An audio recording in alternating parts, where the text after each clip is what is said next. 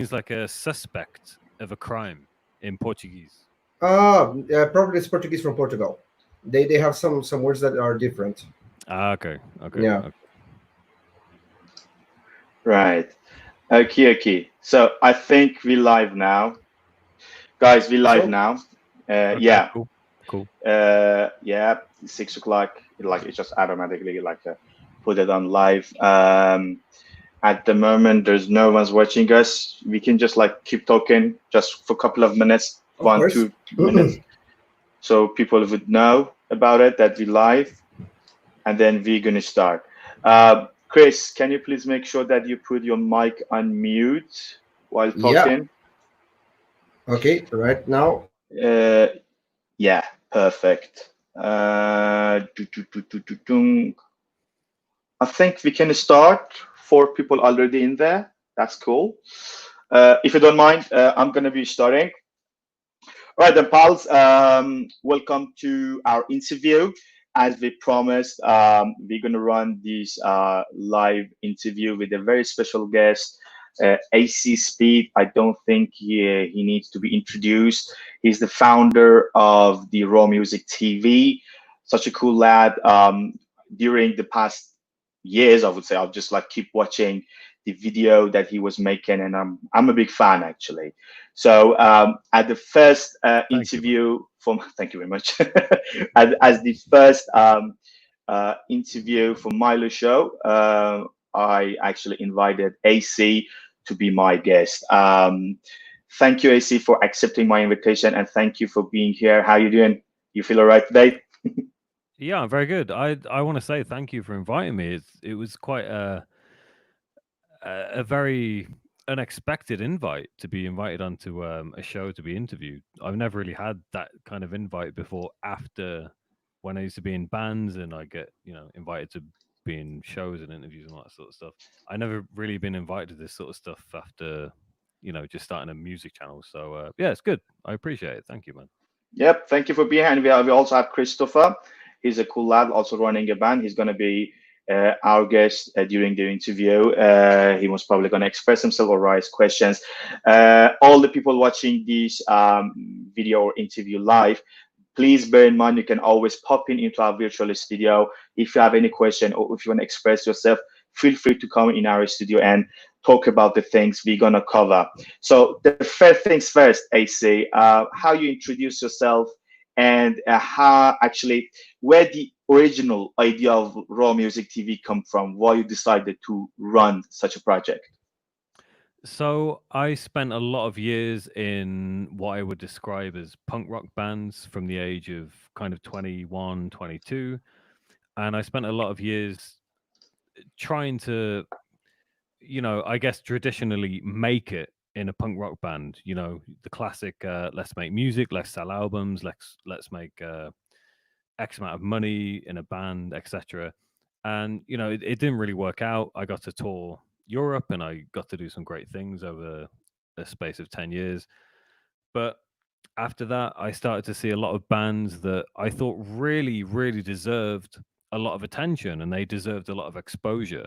And obviously, they weren't really getting this from mainstream media, like magazines like Enemy and Kerrang and Metal Hammer and all the other mainstream magazines that you could really think of.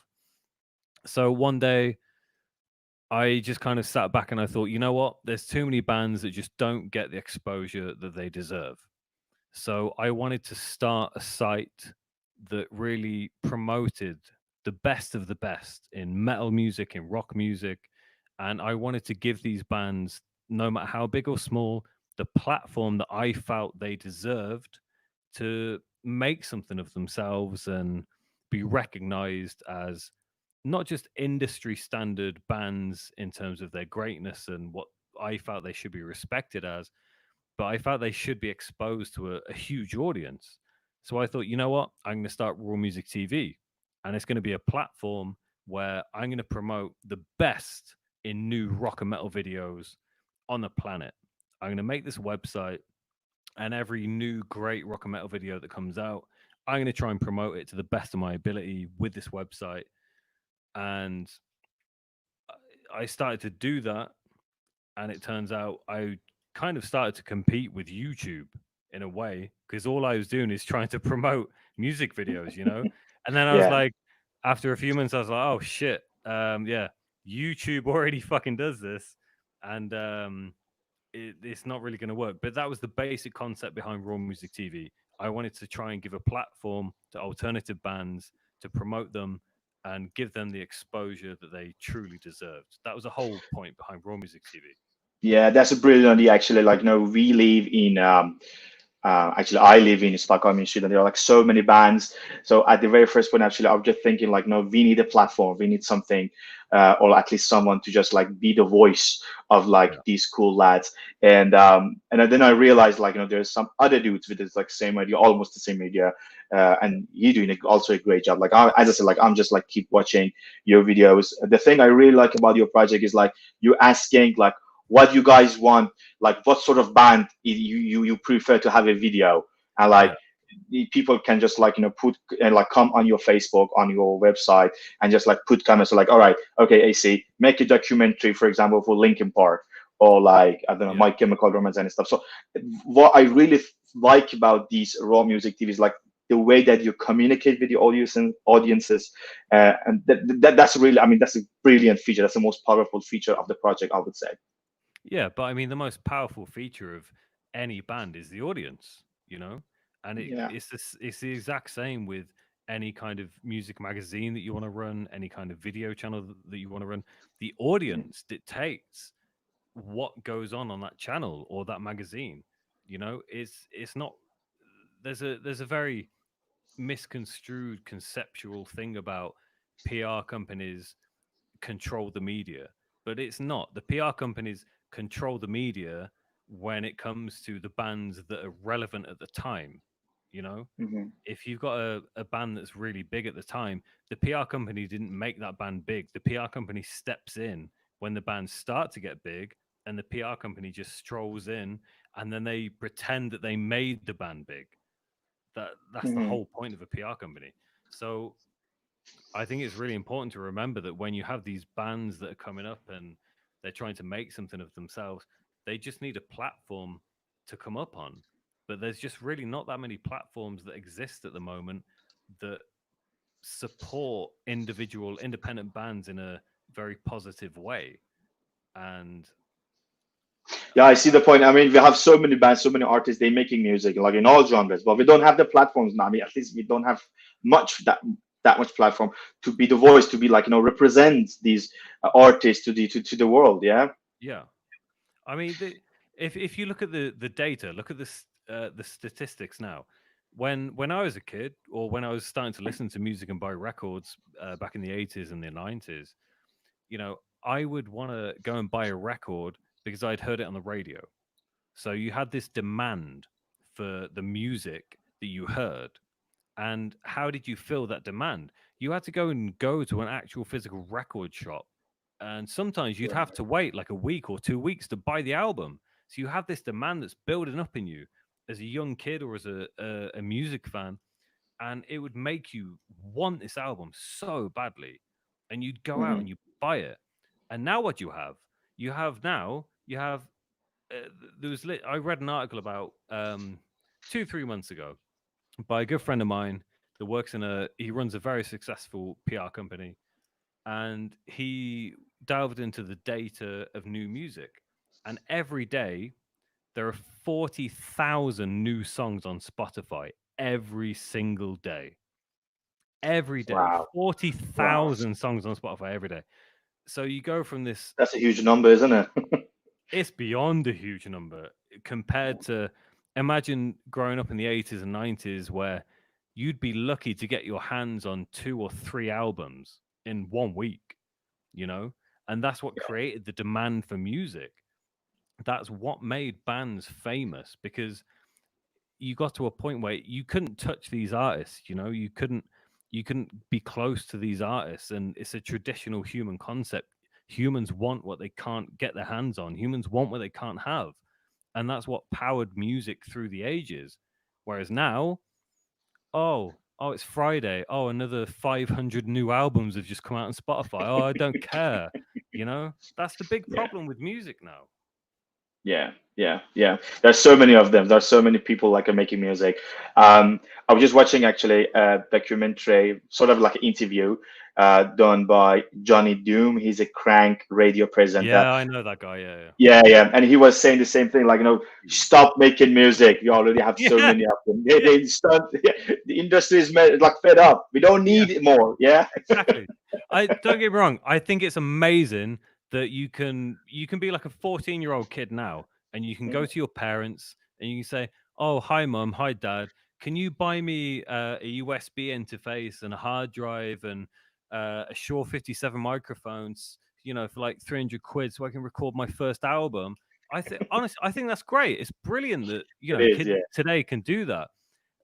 Coming from where I'm from, I did a sound engineering course many years ago, where you couldn't get this stuff. You couldn't just go out and buy a USB interface. You couldn't just go out and buy a microphone, man.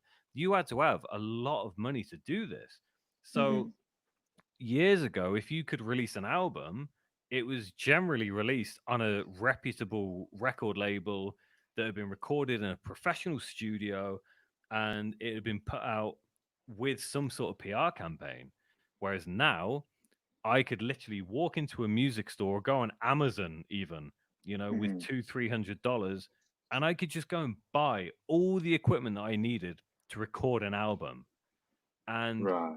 you've got thousands, maybe tens of thousands of adults and kids doing this now, and just releasing new music every single day. And you can release a new single on all distribution platforms through something like DistroKid or CD Baby for what, $30-40. And there's so much new music out there. It's ridiculous, man. It's just too much. Yeah. Have you ever tried to play some instruments before you start the Raw Music TV project? Yeah, I used to tour Europe in a band, man. Which band was it? Would you like to talk about it a little bit more? No. I can. All right. No, okay. No, okay. That sharp no means a lot. But like the thing is, like, I noticed you're so, like, you're very interested in like a Motley Crue and like a band like a close to Motley Crue. So I can assume that like the band you were running was some sort of no, not like at all. a Motley Crue sort of thing. No, not at all. No, that was a really wrong guess. All right. Not at all. I completely appreciate the assumption. I do, and I would have made the same assumption. Right. No, when I was when I was 20, I started my first band.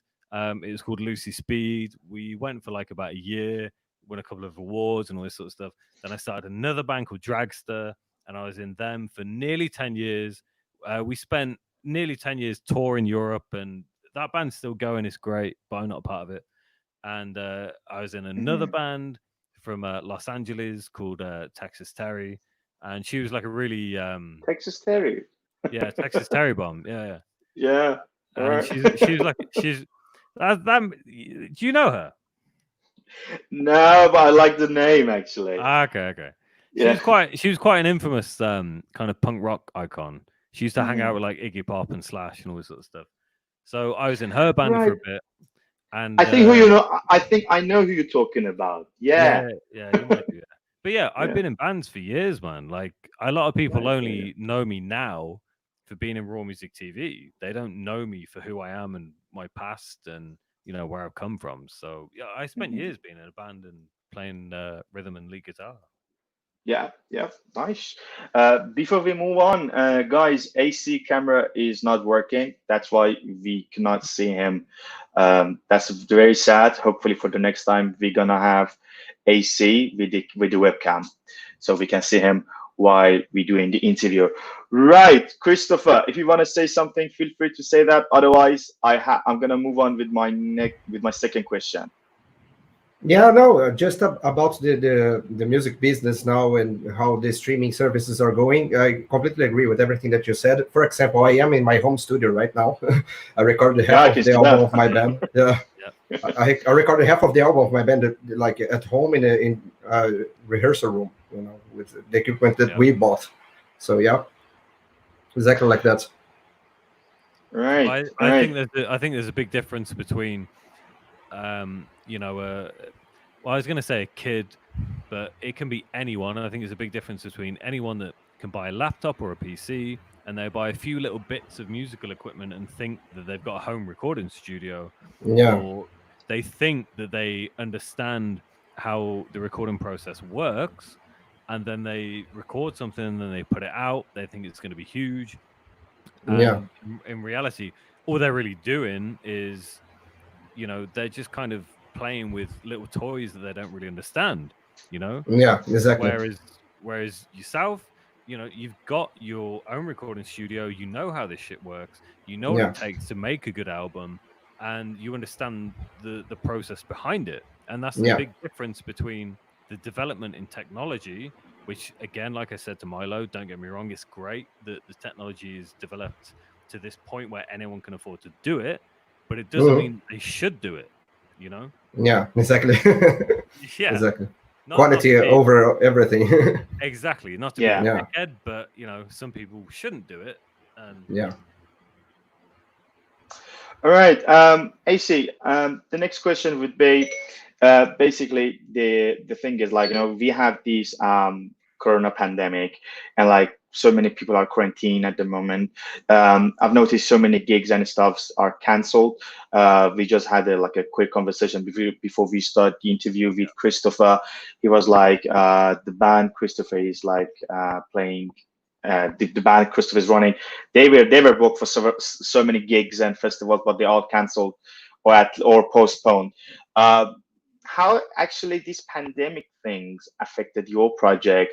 Let's just talk about the Raw Music TV at this point, and then we can just like move on with like general speaking how this pandemic gonna affect the music industry, general speaking. But let's just be focused on the Raw Music TV first. yeah, sure.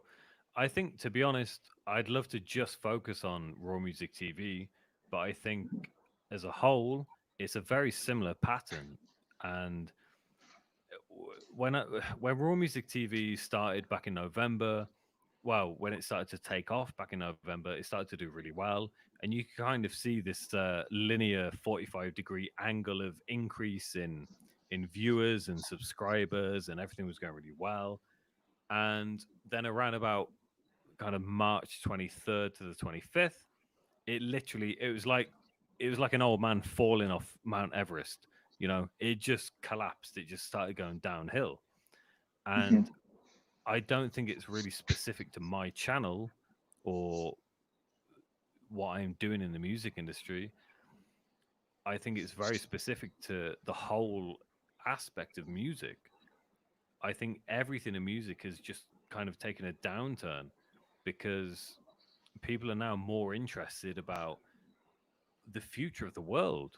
They're more. Mhm. I know it sounds like a bit of a kind of hippie cliche, like, oh, the future of the world, and what's going to happen, blah Mhm. blah. But I think it's generally true. I think people are so concerned about what's going to happen tomorrow or next week or next month. I think it's taken a very, very kind of traumatic effect on the creative scene in general, not just music, not just my channel, not just my website, but it's taken a very dramatic impact on creativity, which Mhm. is not really surprising because if you look at why riots start, why protest starts, they don't come from creativity. They come from a complete lack of creativity. They come from narrow-mindedness. They come from tunnel vision of, racism and a complete lack of creativity. So So my what's my your point? Yeah, what are you trying to say? Like if you want to summarize, the thing is like, are you trying to say you're not really looking forward to the future, specifically after this Corona pandemic, things will not be great again? What was your point actually? my point is,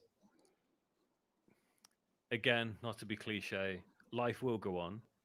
Yeah. Life will find a new way to continue. It always does. It always has. But the whole point with Raw Music TV is it's just hit a point where creativity has taken a step back, and we're But now why back. you think so? Why you think so? Why the creativity has gone a step back? Why is because that? because protests have nothing to do with creativity. Protests have everything to do with fact and passion for the human race. Simple as that. Mhm. So what I do on my channel is creative. It's an insight into the creative minds of other people. Whereas the Mhm. protest of uh, not to be blunt, but the protest of someone being killed, there's nothing creative Mhm. about that. It's a fact. Yeah, So but the thing is, like, now I'm talking about this corona pandemic. Like, people are getting used to just sit home, yeah, and watch things live through YouTube and like some other yeah. platforms. So, and you are a kind of successful YouTuber, I would say. So I think there are gonna be more people watching videos on YouTube, and more people gonna know the Raw Music TV. So, why you think after this pandemic, we're gonna go back one step in terms of creativity? So okay, firstly I'd say to that, people in during the pandemic definitely do not care more about music or music related content on YouTube or any platform. And the reason I think that is because they're far more concerned about what's happening around them. And I'll give you proof of that in myself. I own Raw Music TV and I'm a massive music fan, but I haven't spent the last 2.5 months trying to discover new music on YouTube. The only thing I've tried to discover is what's going on with the planet. That's been And my and main and you concern. think and you think like it's true with like majority of the people, they're just like concerned about the future, so they're not keen about the new music and new piece of art. I would say, like general speaking, like people are not interested in art because they're concerned about the future. Is that your Yeah, point? I mean, I obviously I can't speak for everyone else in consideration to what they believe is important when it comes to what they should be watching on YouTube, or if they consider art to be the future of the post-apocalyptic pandemic. But what I can definitely tell you for a fact is that when this pandemic took hold of especially the United States, 50% of my audience is from America. So what I can tell Mhm. you categorically is when this pandemic took hold, the audience on my channel dropped significantly. Right. So I'm not specifically saying that people don't care about that, or it's not going to be something that they're going to pick up on in the future. But I know for a fact that these people are being distracted or taken away from something that they were previously passionate about and interested in, and now it's been taken over by coronavirus or whatever they are tackling with in their life. Yeah, Right. I have a point of view about this also. I am an influencer, a music influencer on Instagram. I have almost 8,000 followers there also. And before the pandemic, as you said, all the music content that I was posting was the views were amazing, the response was amazing. Yeah. And after that, in the beginning, people were much more on the internet because they were in lockdown and all these kind of things. So Yeah. they were much more searching for content. But now everyone, as you said, everyone is worried about the future. So they are not actually caring about music and art. Yeah. My channel just fell down. Yeah. The views and everything, and it was like terrible. I think that's a very good point in the fact that your views just dropped because they weren't interested in the pandemic or whatever it was. But I also think it's very important to understand that in the modern age of digital media, especially when it comes to Google and YouTube, the vast majority of traffic that comes from these platforms is driven by what YouTube and Google consider to be popular content at the time. So, I put out a documentary about Marilyn Manson 2 weeks ago. Okay. And the audience for Marilyn I Manson, watch it, just to say that. Yeah. Yeah. I didn't As watch yet. usual. yeah, I only didn't one watch that viewed it. yet. Yeah. But Right. I Move put on. out a documentary about Marilyn Manson 2 weeks ago, and I'm sure you would both agree Marilyn Manson is a huge figure in the metal scene. Whether you like him or not, Yeah. he's a very big figure in the Yes, metal scene. yes. But Yeah. But that documentary has been viewed about 5,000 times, which is nothing in the grand scheme of YouTube and social media. That is nothing. Whereas the Aussie documentary that I put out a couple of months ago has been viewed 260,000 times. But that happened before the pandemic. That happened before the riots. That also happened when people were searching for new Ozzy Osbourne content because he hadn't released anything for 10 years. So Marilyn Manson hasn't done anything for a few years. And there's no news about him in the media. There's no news about him anywhere. So you have to look at that and think, okay, YouTube pushes content that people are looking for, people are interested in. And I guarantee if you go on YouTube right now, you will most likely see some sort of video that's related to the coronavirus or related to the protests. So you've got this massive drop in the music industry against everything that anyone's trying to do in the music industry. And you can't really judge how fast that's going to go back up or how much it's going to drop, because if you could do that, you could predict the future of the riots. You could predict the future of everything that's going to happen ever. So that's the main issue with what's going on right now. Yeah, I see your point, but the thing is, um, basically, like, no, I was just trying to like teach my mom and some other, I would say, like a middle age or like old people around how to use YouTube and how to use like a live streaming. For example, like, we had a seminar a couple of weeks ago, like 2 or 3 weeks ago. It was through the Hangout, the platform, and we had to teach like a very old people how to use this platform so they could pop in and use the new technology.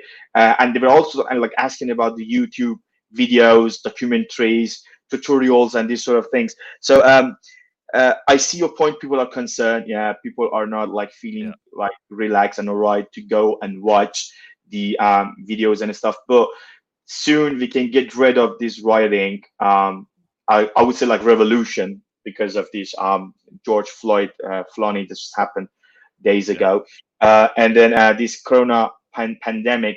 I mean, I'm not that like pessimistic like you. I would say like we're gonna have like more people try to set things, try to set content on YouTube because like live streaming would be a new era. I mean, it's gonna be a new era of live streaming music performances and stuffs. So they're gonna be more.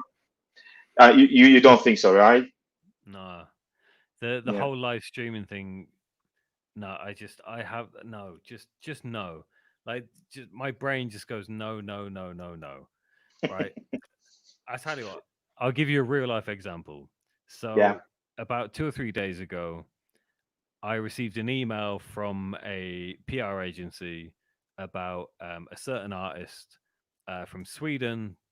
Um, no, fuck it. I'll just say I'll just name names. I don't think I'm gonna get in Yeah. any shit. If I do, Yeah. then fucking whatever. Fuck them. So I got I got an email from a PR company about the formerly singer of Turbo Negro, Hank Von Hell. Yeah. Yeah. He is going to be doing a live concert in a huge stadium in Sweden on, I think it's June the 15th, and it's going to be streamed live. Right. So, firstly, it's the first time he's ever played a concert in a massive stadium. Secondly, I think it's very important to point out if he played the stadium for real, I don't think he could fucking fill half of it at all. And I'm not trying to be a dick. I really appreciate this guy as an artist and as a musician. I love his work and I love what he's done for years. So I'm not trying to shit on him. But I don't think he could fill a stadium at all, not even half of it. So I got. But that's a good news actually. If you see, like, people are like gonna go for the performance or for a gig for the band, which is like 50-50. It's not a great band, but like there are so many people would actually watch the performances. Just imagine if you're a decent musician, then you can have more audiences. I mean, that's an opportunity. That's not a threat, if you ask me. Yeah, it is. I agree with you. It isn't. I agree with the fact that you think it's an opportunity. What I don't agree with is the fact that people are going to pay for it, and I'll tell you why.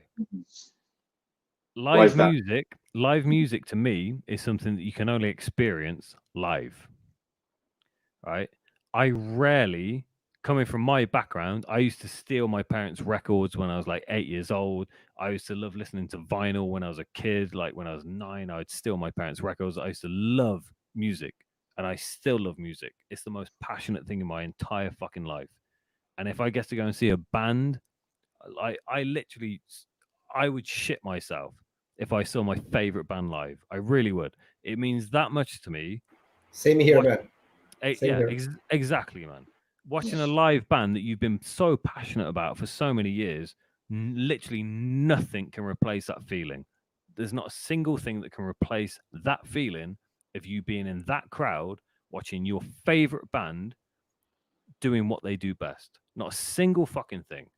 Yeah, but the point is, AC, is like people would know about the band. I mean, people would get information about the new musician and new artist. That's an opportunity. I mean, first of all, you need to know a band. No, but You need to know, you and then you're happy to pay for it. So it still is opportunity, not a threat. no, because you're talking about a new opportunity to discover a new band. Okay, you can discover a new band by going on YouTube, by going on Spotify and listening to a playlist on Spotify, right? You can't honestly tell me that you would discover a new band by paying £15, which is the equivalent of about 200 crowns in Swedish, $18 in USD. You can't tell me that you would pay that to watch a band or an artist you'd never heard of playing a live stream, an arena you'd never heard of, just to discover new music. You'd never do that, and I Yeah. wouldn't. I can go on YouTube right now, and I could send you a link to 5 different concerts, live concerts that I watch on a regular basis that blow my mind. Apart from those 5 concerts, I don't watch live music. I want to go and see live bands. Like fuck, what I want to pay 15 fucking euros to watch some guy who plays an empty stadium when I'm not even there. What is the point in that? Yeah, I understand the situation in when the pandemic started and everyone was in lockdown. Nobody was used to the situation of being away from concerts. Then everyone started to pay for live streaming for already consecrated bands, bands that were playing for a long time. Yeah. My band tried this. I tried this also to charge for live streaming, and it doesn't work because I don't have a massive following yet. I don't have a massive fandom, So to small bands, this doesn't work. But to big bands, yeah, a lot of bands made a lot of money with live streaming, but they are big already, so they make money with everything they do. But even as an artist, is that something that you want to do? Uh, I when I was in bands years ago, I got such a good fucking feeling from being on stage, even doing sound check and yeah, working with no, the crowd. I wouldn't want to play to an empty crowd, which I've done before. yeah, but, yeah, but no, me too. like, Me too. so is that something that you'd want to do, even if you were paid for it? Not actually. If I could choose, I would go for live. Of course, live is the best feeling in the world. But I think everyone that enjoyed the situation of live streaming and had the following to make money with this made already. I don't think it's going to be such a huge impact of earning money to do that. Yeah, Honestly, that's what I was going to say. Like, do you really think it's worth doing that in terms of the money? Because I've got contacts with like Nuclear Blast and Century Media, and I get press releases all the time about, oh, this band's doing this live thing and blah blah yeah. blah, doing this streaming, and it's like, yeah, but like, how many people are really gonna actually watch this and pay for it? And I tuned into a Nuclear Blast live stream earlier today, and it had been going for maybe 30 minutes, and there were 350 something, 353 or whatever, but it's 350 something people watching that live stream at that specific time, and they didn't even pay for it. That was like a free live stream. So when you've got a free live stream of bands playing on Nuclear Blast, one of the biggest metal labels on the planet, and have been for the last 30 years, and there's only 300 people there, how much money are bands really going to be making from doing these live streams? Where it's like, oh, pay me £15 for a ticket, or £200 for a ticket to watch me play an empty stadium or an empty venue. How is that really realistically going to work? Yeah, I see your point. I mean, in terms of making money, that can be seen as a threat, maybe. I mean, people cannot make that much money, but I still insist because I know so many people, they would like to like participate in like performances in the gigs, and when you do it online, there are much more people at least can watch it. But yeah, at the same time, I see your point. When there's no crowd, when you just play for like empty stage, you cannot feel the passion that the audiences may give you, and of course the money issue. I mean, you're not. I mean, it's really important for an artist to at least make enough money to pay for the bills, right? Yeah. So you can have like a clear mind and be focused on the things that you're doing. All right, let's go back to the Raw Music TV project, if you don't mind. Sure. How, I mean, how you see the future? Do you have anything in particular to like, add to the project, or you're just gonna do the same thing, the website and the videos? And after the Corona pandemic, do you have anything in particular in mind, or you're gonna do the same routine as you used to do? In terms of how the Corona pandemic has played out, and even speaking about how Black Lives Matter has played out, I don't think that's really going to affect the future of Raw Music TV, because ultimately the future of the concept of what I'm trying to do with Raw Music TV, in a way, it doesn't really have any place in terms of culture, diversity, or the evolution of society. So I don't think Corona or anything else is ever going to really affect Raw Music TV in terms of its future plans. It can affect its performance, but it's not going to affect the future plans of what I want to do. What I am thinking of doing and what I'm going to be doing with Raw Music TV, I've got quite a few series planned out that are going to involve artists and different topics that are going to hopefully present people with relatively interesting content over the coming years. And the ultimate goal with Raw Music TV is essentially to make it the biggest music channel that has ever existed, even taken over MTV. But it stands up for alternative music and alternative communities. And I feel that the series that I'm going to be putting forward will do that, because it's going to combine things that people have a very good, a very strong passion about that aren't related to music. So I've got a series that I want to perform or create that are related to chefs and making food and 50s muscle cars. James Hetfield from Metallica, he's a massive, massive fan of restoring 50s muscle cars. He has been for years. So I'd love to get James Hetfield, on the Santa Monica drag strip, racing a fucking, hot rod against Dave Mustaine from Megadeth. I'd love to see that as content on a YouTube channel or on any channel where you got Dave Mustaine and you got James Hetfield just fucking head to head on a fucking drag strip, just racing, maybe even racing cars that James Hetfield himself has fucking built. So that's the future of Raw Music TV that I want to put forward. Really, really strange shit like that. That's not necessarily related specifically to music, but it involves heavy hitters in the music industry and people that are really prominent in music. Yeah, I like that ambition. Actually, I'm fingers crossed. Hopefully, I mean, you can do that project with the James Hetfield. So, yeah, that's interesting. Christopher, question. Anything to express? No, I really like the idea actually that he's working with, because I am from the time of MTV. I think everyone here is. And man, MTV was like coming from school every day and turning on the TV to watch the top 10 and hoping that some metal band or some grunge band or something would be there. And it was great. And all this content, these weird things that he had, it was amazing. And so I think it's a really good idea. when you talked about James Hetfield against David Mustaine. Of course, I want to see that. You know, it'd be amazing. Yeah. All right. For the audiences, for the people who are actually gonna watch this video later, and for those who watch this video live, how can people find you, and how can people support you in case there's someone's interested in the things that you're doing? What would be what would be your recommendation in order to support your project? The best way that you can support Raw Music TV is not just supporting Raw Music TV, but the best way that you can support what I'm trying to do is if you see a band that you love, share it on social media.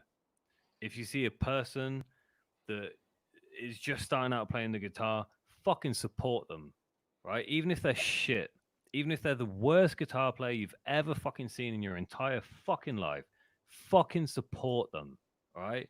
It doesn't matter if they only know 3 chords or 2 chords. Support them. Don't tell them they're shit.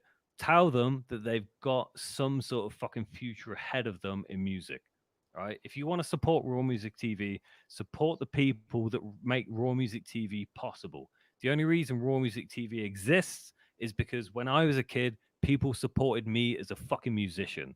If people didn't support me as a musician when I was a kid, Raw Music TV would not exist. And Raw Music TV exists now to support people that are trying to make it in the fucking music industry. So that is simply it. If you want to support Raw Music TV, support musicians that are trying to do something with their lives. And if you want to support Raw Music TV, yeah, go to the YouTube channel, go to Facebook, then like it, subscribe, fucking do whatever. That's it. Yep. True. I totally agree with you that people can do it with the Milo Show things as well. Subscribe and share and spread the word about the things that you're doing. I personally, I'm a big fan of you personally and the things that you're doing. I've learned a lot about the things that Thank you're doing, and I'm always like enjoying like most of your documentaries. Some of them are brilliant. I do recommend people go and watch the documentary about Linkin Park, Marilyn Manson, and Ozzy Osbourne. I mean, these 3 are almost the best. Actually, you made a documentary that a video. I would say the music that you like doesn't mean that you are like supreme. Are you about to tell me that death metal is the best fucking music genre ever? Yeah, I disagree with you. Don't watch that video, but like watch the rest. Yeah. Fuck you, man. Fuck you. Yeah, actually, I remember that it was like early in the morning. I was sort of pissed, and I was watching your video while I'm going. I was like, no, that's not the thing. So I have to answer this thing. But yeah, people subscribe Raw Music TV on YouTube. You can find AC on Facebook. And yeah, as AC said, support, be there, and spread the word about like people who trying to do something. People are trying to create arts, and be the voice of your artist, I would say. Yeah, totally. All right, I think that's for today. Christopher, if you have something to say, please. Yeah, shout out to Chris's band, man. Give Chris's band a shout out, man. Yeah, I agree with everything that you said about sharing the content of the musicians, sharing the content of the bands, because most of us we spend so much work, so much time, and so much money to produce all this content and all this music. Yep. So the best way to support us is to support sharing it, liking it, and that's it. So if you want to check out my band, also is Dristeg, like in this mug here, Dristeg. Nice. So just follow there. We are in Spotify, YouTube, everything. Support musicians, and let's do it. Yep. All right, I think that's for today. Thank you, AC, for being here. Thank you for the interview, and I wish the best for you. Hopefully, things would be very good for your project, and life treats you well. Thank you, and hopefully, I'm gonna have you again for another interview for the Milo Show. Yeah, awesome. Take care of yourself, and we'll talk later. Awesome. I really appreciate it. Thank you very much for having me, man. Thank you for having me also. Thank you. Thanks.